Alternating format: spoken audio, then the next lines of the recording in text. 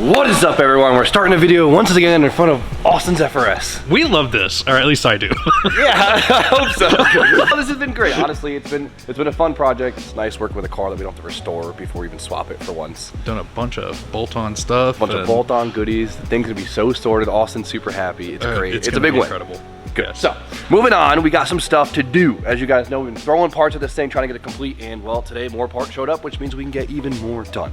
So, hopefully in this video, we'll get the last of the grunt work done before wiring.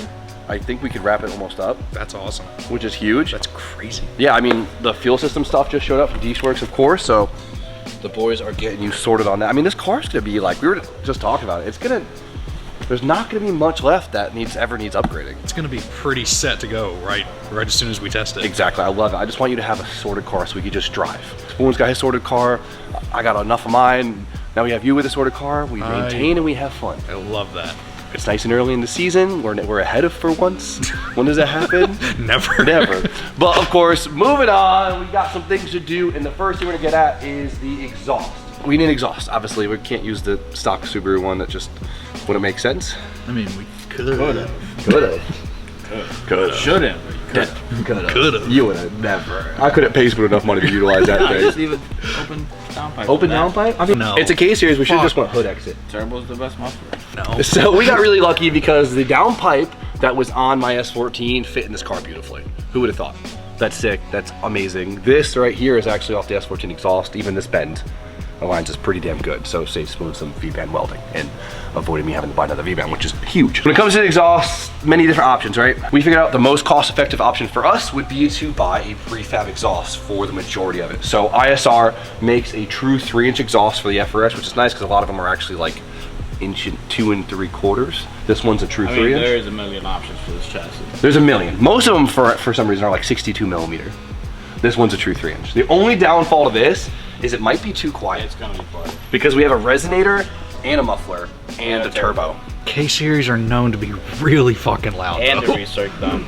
Yeah, this thing might actually sound pretty tame. I mean, worst case, we can cut the muffler off with something, who knows. But it actually saves us a lot of time and a lot of money just going with an off-the-shelf exhaust. We've used a lot of ISR exhaust in the past, and you get a really good bang for the buck, honestly. Like, it's not even a spot, we bought this. It's just a good bang for the buck. This will get us through the intricate moves. Gonna lop this thing up, and Spoon's gotta be the pipe man and connect it all. Easy as. Yeah, it sounds good. Let's lay the pipe. Boom! Go back in the office. So we did the exact same thing for the S14, so it's literally an ISR catback, so it has the same resonator and probably the same muffler, so it'll it's probably sound identical. Exactly the same. Which is comical. I don't remember what it sounded like, but we can put a clip right here and spoil the fun. Yay! No, we know what the exhaust. What? You're not gonna do No, it? we don't want to do that. You don't want to spoil it? No. We're not gonna be able to hear this thing for a while. Might as well. I want to be surprised. Maybe not a while. Maybe we'll see. But you don't want to spoil the fun? No. What's the point? You can't do an exhaust video and not have the results. So okay, at the end of this, we can put the results. Of what the S14 sounded Yeah, like. it'll be the same thing. Let's see, ISR exhaust. Okay, a little bit of a. That'll be flattened. No, that is one thing that kind of sucks about these cars. The exhaust hangs so low. It's still gonna hit. I just know.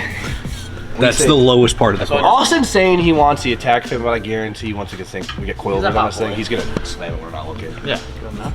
Maybe. Tack fitment and good fitment. They can all be the same. Donkey style. Look at that. That's the lowest point of the entire car. It's the exhaust That's right why there. I cut mine off right before it. Yes, Yours dumps. Turn down. We can, hey, you know? All right, if it's too quiet, Yeah, actual dumb. sure, why not? We got it here on camera. Don't edit that out. The S14 drive shaft is a little bit short, Ready for the dyno. but you kind of need a drive shaft in there or something mocked up for a drive shaft to make sure the exhaust isn't going to be hitting it because it's following the same path. Get ready for the dyno, indeed. Right? It's in.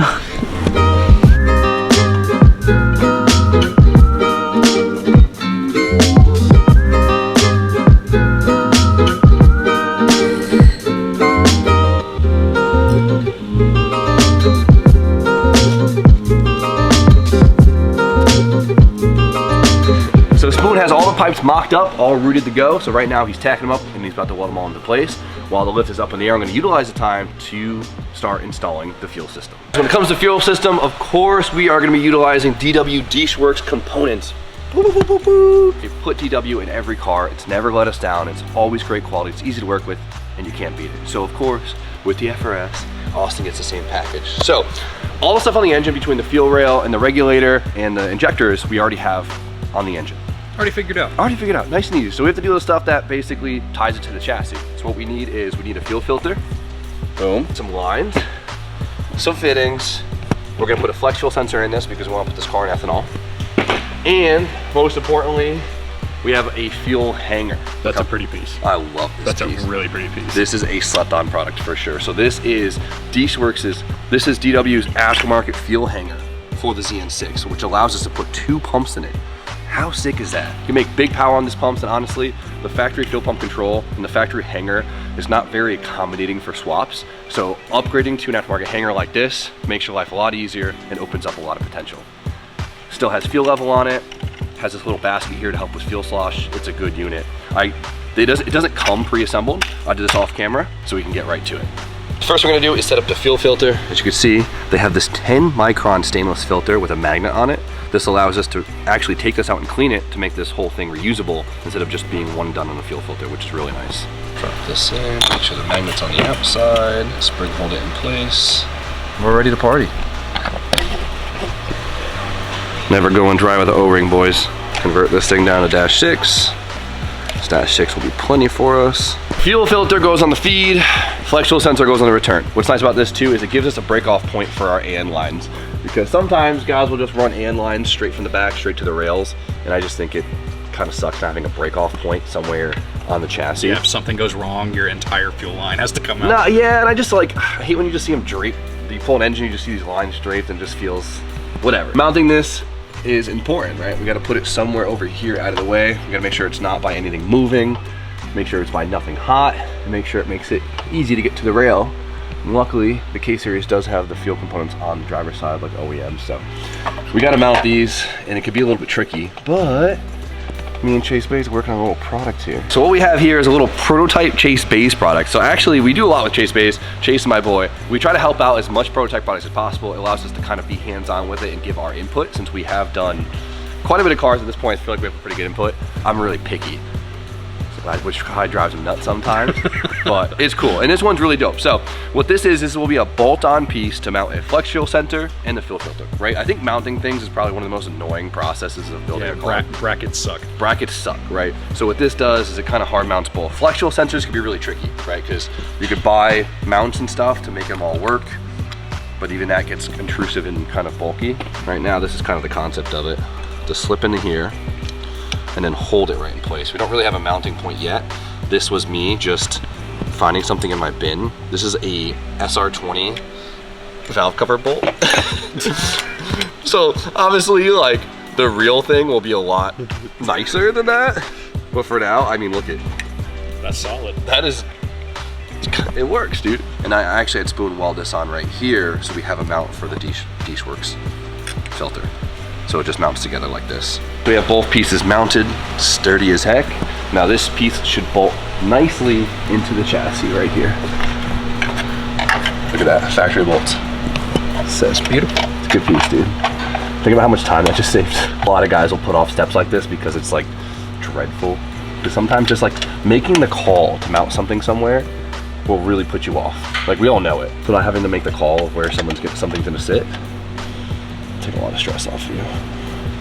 Now we have an easy point to get right back into the back, and then something we can kick towards the rail, away from the steering shaft, and get it up to the engine. That's awesome, honestly. That's really cool. In fact, it went into factory holes too. I know, it's so convenient. Eyeballing this. I love these Works fittings, the silver ones, because they don't scratch. You ever just like have to take an AN fitting off once, even using an AN wrench, and they always scratch if they're colored? It drives me mad. Silver ones don't show. Silvers don't scratch. Time to get rid of the old lines, but not break the mounting point, because it's kind of a good factory mounting point. It's nice when it's not 30-year-old plastic just shattering in your face. Don't break these ones. Ooh, Technique. Love We didn't buy any of those fancy like billet clamps and stuff for the AN line, so we're gonna try and utilize the factory ones as much as possible. But what's really nice is there's like a whole tray right here that protects all the lines, so it'll kind of hold everything out of the way.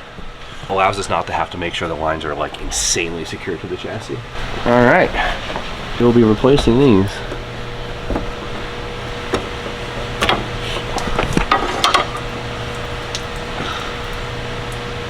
Saw that happening. You still think this thing has a full tank? Probably. Damn it. Okay, idea. We'll cap these and we'll pull the hanger out first. Good idea. Feels like I'm going to fucking like a clubhouse, like a fort, like a tree house, you know? You ever build a tree house when you were a kid? Same vibes. So if I remember correctly, this is just like glued on. It's just kind of crazy. I bet that glue is sticky as shit. Dude, imagine the cars that like, when these things are like 30 years old and no one's ever removed the fuel hanger or the fuel cover. It'd be so impossible to get off. Oh, she's coming. Reminds me of the glue that's like behind the door on that plastic sheet. Oh yeah, the door card glue. Or the ones that hold S chassis taillights in. If you know, you know. Alright. Maybe we'll clean that nicely. How much gas do you think is in this tank? A lot. I feel like this thing's full. I'm telling you, cars only blow up with full tanks in them. This thing, you would think we topped it off on the trailer when we brought it back. That's... Oh my god, it really is all the way to the top. Oh my gosh. Do you think there's a drain on the tank? I hope that's 93 at least. I would hope this guy put 93 in here. I don't know. I don't know though. I don't know, actually. Maybe we could just siphon it into your daily. That's not a bad idea. Not a bad idea. Hope you never doubt my love for you, Austin. I never have, I never will. So the little pickup for the crossover in the tank, you have to move it around the tank for the new hanger. New hanger and a rag, please, before I start breaking out in hives. This is a little tricky at first because we have to get this down in here. And then I need, where'd it go? I need to hook this into here so we don't have a fuel sloshing issue. Oh, there we go. Seat the gasket, and then we align it. Look at that, beautiful. Where's that white top for me?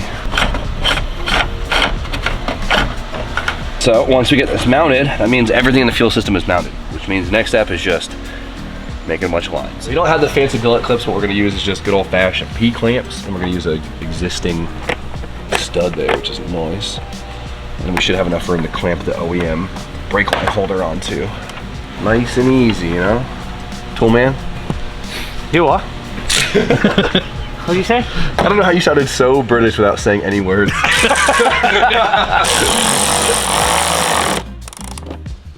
Perfect. Perfect. Isn't it?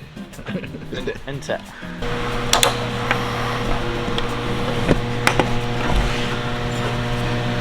Perfect. The age-old cable tie trick. If OEM does it, we could do it. Make sure you use AN wrenches.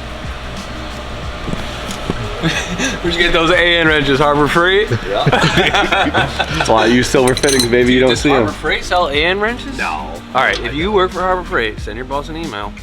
They're all mounted up.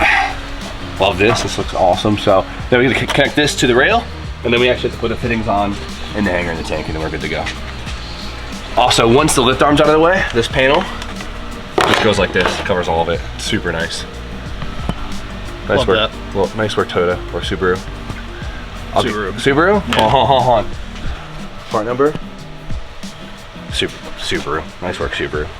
Perfect timing. Spoon is now tacking up the exhaust for its final resting place, and it's almost good to go. So now that the exhaust is done, we can finish up the fuel system. But I feel like AN lines could be intimidating to people. I mean, I honestly, it was intimidating to me when I first did them.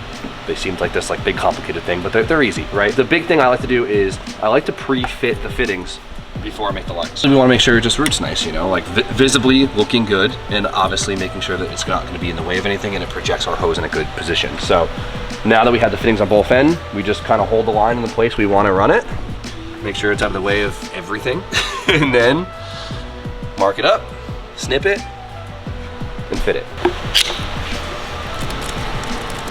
Dash 6 is so easy too.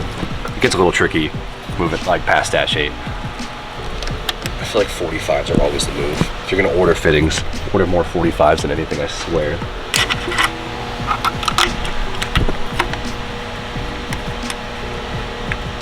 All right, so now we hook up our line. So we have our return and our feed, which is nice because factory they're returnless, so this kind of fixes many issues here. Swivel fittings are probably the most slept on fitting ever. So this is Dash 8 ORB, but you can get it whatever size you need, and it's a swivel to Dash 6. Super nice for tight areas like this. Now, I gotta figure out which line is feed and return because I did not mark it. I pulled the feed fitting off the rail and I'm gonna blow into the hose, and Austin's gonna tell me where the air is coming out of.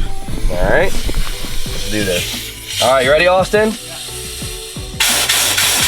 That's probably return, so we found it. We got the feed. Let me mark it before I forget.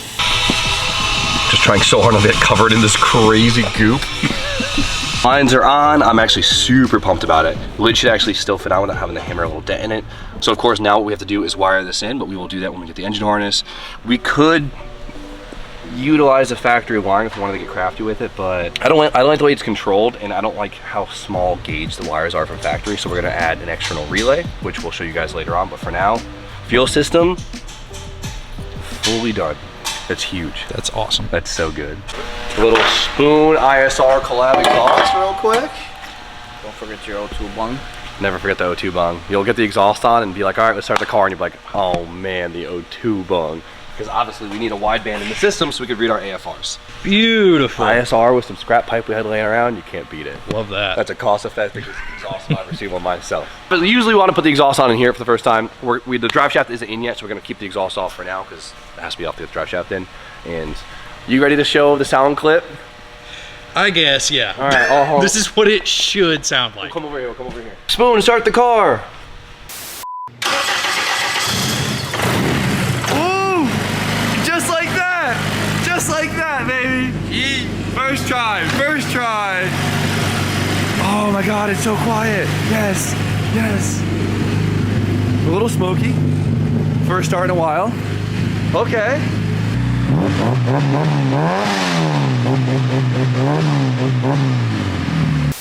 Wow, it sounds so good. It's a little quiet. It's great. Small part that just showed up, but it's a big deal on this thing, is going to be the throttle body. So if you look at the throttle body now, it's cable driven. You know?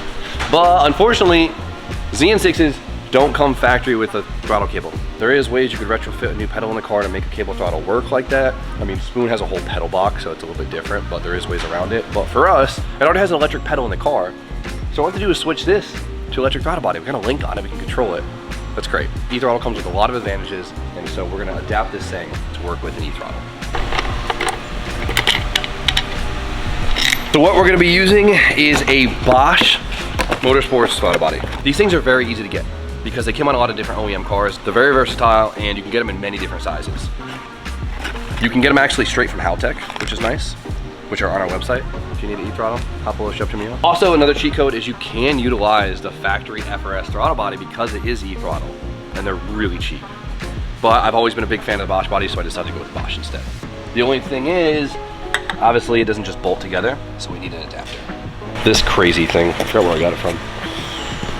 There's a lot of companies that make e-throttle adapters. Outside our garage is probably my favorite. They make a bunch of different adapters. So if you're curious if you could fit a Bosch throttle body to your engine, yes, the answer is yes. Someone makes the adapter. You can. So just gotta bolt this thing on. Probably somewhere like this.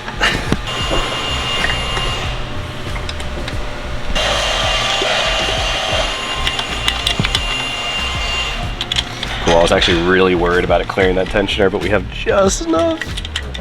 It might slap around a little bit, but it'll be straight. Yep. Yep. Yep. Give me, how many booms I get for this one? So of course, if you're gonna swap anything to your FRS, remember, you gotta go E-Throttle. You don't have to, but it makes things a little bit easier. So I was digging in the back and I happened to find an intercooler that I had laying around, and it actually is the most perfect fit. It looks so sick on there. It's so good. I was just talking, I was like, you know, we need one that's wide enough to get around the radiator, but we need it tall enough. We need to make sure it's not too tall that it's actually like gonna bring the end tanks up too high, and look at it.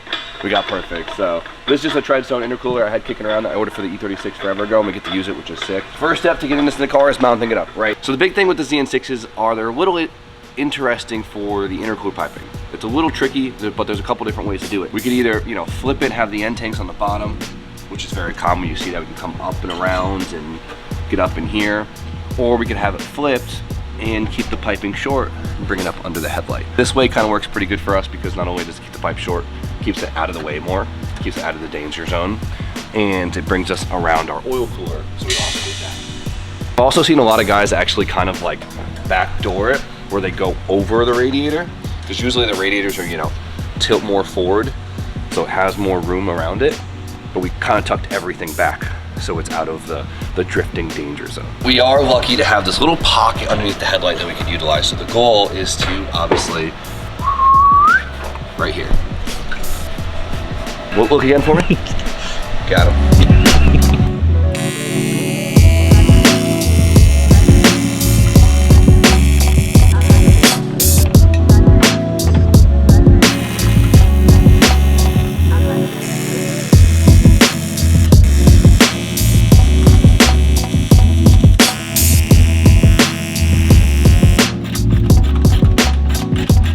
Today, we just got some small stuff done, but we got the intercooler mounted, which is huge. Man, does it look so cool just seeing an intercooler on it. Like, so I was really, really hoping to get the intercooler piping done in this video. So basically, the entire swap is basically together besides the drive shaft and then just wiring, which is huge. But unfortunately, the intercooler piping got held up in shipping, so we won't have it until we film the next video. I am dying to see with intercooler piping because I swear that like brings cars together more than almost anything else. Right, B? I mean, this car already looks finished to me because I was on vacation, but oh, that's true. Intercooler piping definitely makes a car look.